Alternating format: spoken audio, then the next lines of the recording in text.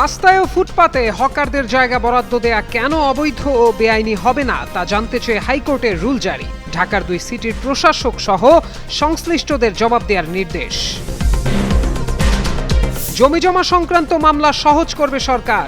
Digital প্রযুক্তি নির্ভর সেবা চালুর উদ্যোগ। দুর্নীতি হয়রানি বন্ধে আসছে কঠোর পদক্ষেপ। বিএনপির সংরক্ষিত নারী আসনের এমপিদের নিয়ে প্রধানমন্ত্রীর বৈঠক। সম্পৃক্ততা বাড়িয়ে জনগণের জন্য কাজ করার আহ্বান।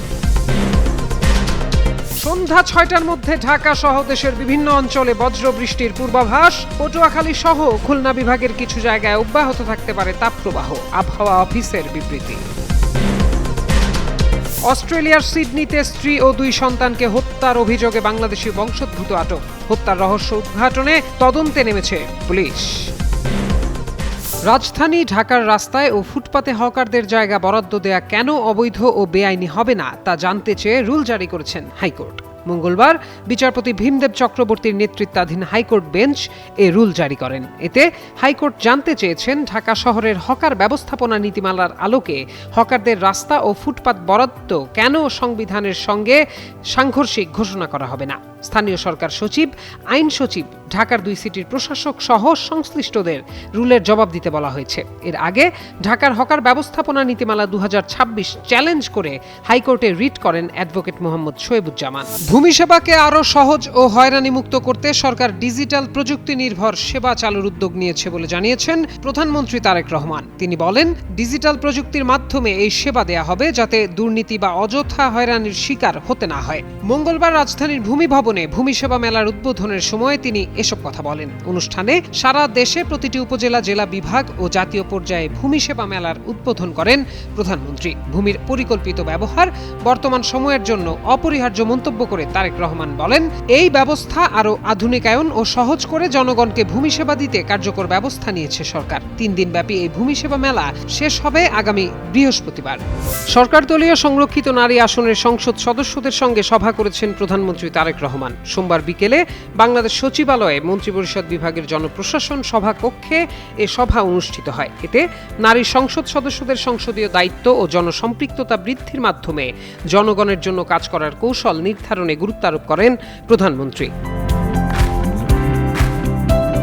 একই সঙ্গে জাতীয় সংসদের অধিবেশনের জন্য যথাযথ প্রস্তুতি গ্রহণ করা, সংসদ সদস্যদের তথ্য নির্ভর বক্তব্য প্রদানের জন্য নিয়মিত পড়াশোনা ও সংসদীয় কার্যক্রম পর্যালোচনা করার পরামর্শ দেওয়া হয়। এছাড়া সরকারি দলের সংশ্লিষ্ট আসনের নির্বাচিতদের সঙ্গে সমন্বয় করে এলাকার উন্নয়নমূলক কর্মকাণ্ড জোরদার করার নির্দেশনাও দেন প্রধানমন্ত্রী। সভায় অংশ নেওয়া অন্তত 4 জন নারী সংসদ সদস্য যুগান্তরকে এ তথ্য নিশ্চিত করেছেন।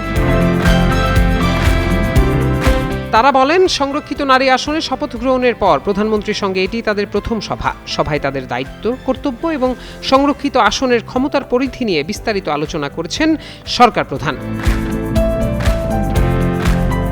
সংসদে গঠনমূলক ও তথ্য নির্ভর বক্তব্য দেওয়ার পরামর্শ দেওয়া হয়েছে। এজন্য আগামী সংসদ অধিবেশনের আগেই সংরক্ষিত নারী আসনের সদস্যদের প্রশিক্ষণ দেবে ক্ষমতাসীন দল বিএনপি। এছাড়া যেসব আসনে জামায়াতের সংসদ সদস্য রয়েছেন সেসব এলাকায় সংশ্লিষ্ট নারী সংসদ সদস্যরা নির্বাচিত এমপির ন্যায় এলাকার উন্নয়নমূলক কাজে সম্পৃক্ত হবেন।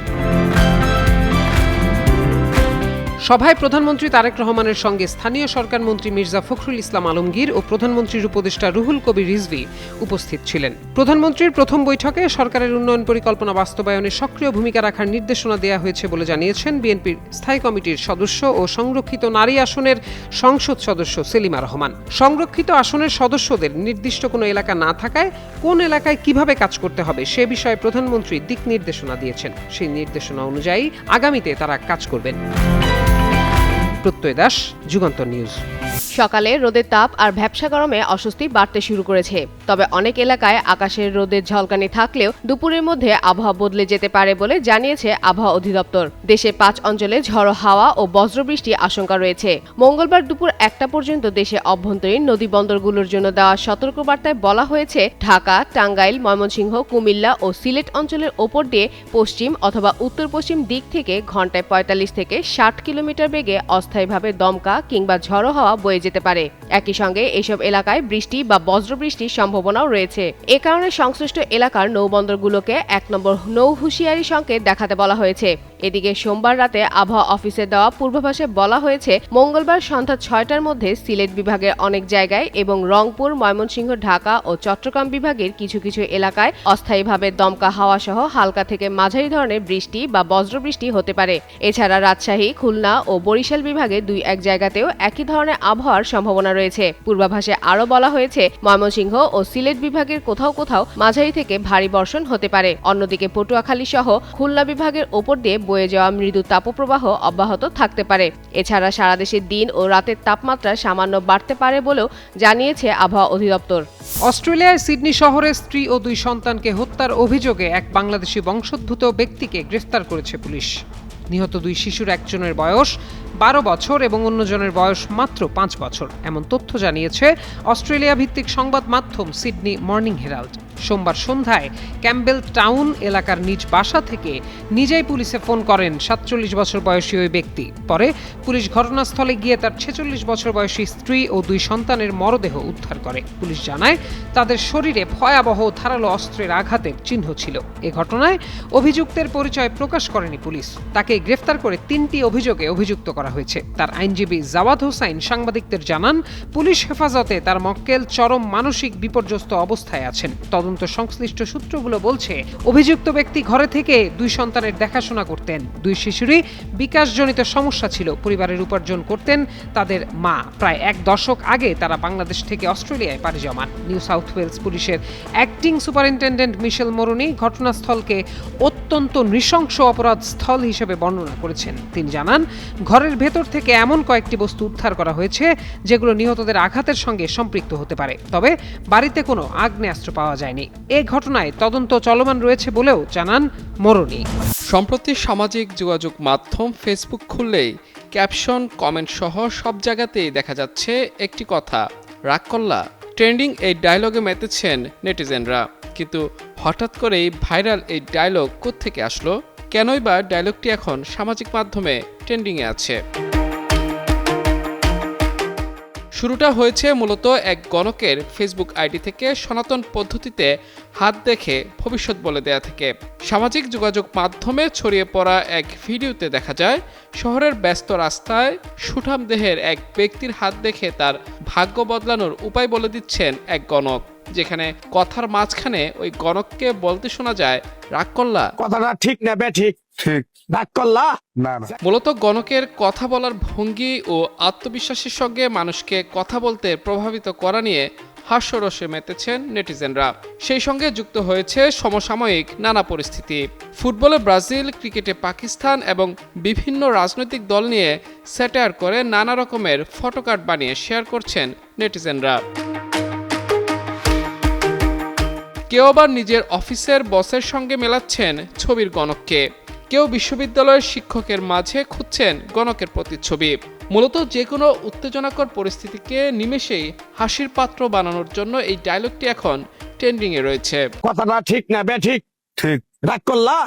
মাহমুদ রহমান, যুগান্তর নিউজ। বগুড়ায় ছাগলের ঘাস খাওয়াকে কেন্দ্র করে 2 পক্ষের তুমুল সংঘর্ষ হয়েছে। এই ঘটনায় একজন নিহতের খবর পাওয়া গেছে। সোমবার রাত 9টার দিকে বগুড়ার দুপচাচিয়া উপজেলার গুনাহার ইউনিয়নের ঝাঝিরা বাঙ্গালী বাজার এলাকায় এ ঘটনা ঘটে। নিহত মানিক চৌধুরী ঝাঝিরা গ্রামের আহমদ আলী চৌধুরীর ছেলে। তিনি ছাগলের খামার ও মাংস বিক্রির ব্যবসার সঙ্গে জড়িত ছিলেন। স্থানীয়রা জানান, সোমবার সকালে মানিকের পরিবারের একটি ছাগল প্রতিবেশী কামরুলের ঘাসের জমিতে ঢুকে ঘাস খেয়ে ফেলে। এই ঘটনাকে কেন্দ্র করে 2 পক্ষের মধ্যে বাকবিতণ্ডা হয়। পরে রাতের দিকে মানিক বাজারে গেলে কামরুল তার ভাতিজা রেজাউল সহ কয়েকজনের সঙ্গে আবারও কথা কাটাকাটি হয়। এক পর্যায়ে 2 পক্ষের মধ্যে তুমুল সংঘর্ষ হয়। সংঘর্ষে লাঠি ও ধাতব বস্তুর হামলায় গুরুতর আহত হন মানিক। পরে স্থানীয়রা তাকে উদ্ধার করে দুপচাচিয়া উপজেলা স্বাস্থ্য কমপ্লেক্সে নিয়ে গেলে কর্তব্যরত চিকিৎসক তাকে মৃত ঘোষণা করেন। দুপচাচিয়া থানার পুলিশ জানায়, ঘটনার পর অভিযুক্তরা পালিয়ে গেছেন।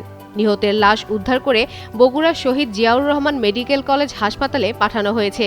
এ ঘটনায় মামলা দায়েরের প্রস্তুতি চলছে এবং হামলাকারীদের গ্রেপ্তারের চেষ্টা অব্যাহত রয়েছে।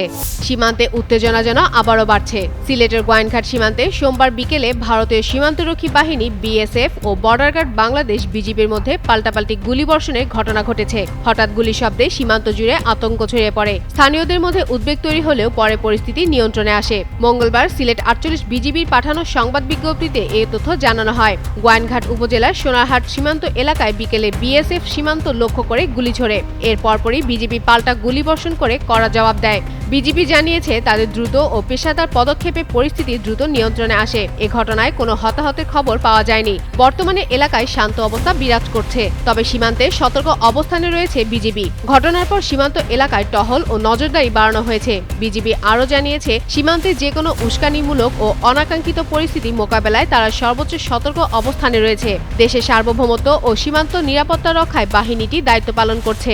এদিকে সীমান্তবর্তী এলাকার বাসিন্দাদের অবৈধভাবে সীমান্ত অতিক্রম না করা এবং অনুমোদিত কর্মকাণ্ড থেকে বিরত থাকার সতর্ক করা হয়েছে।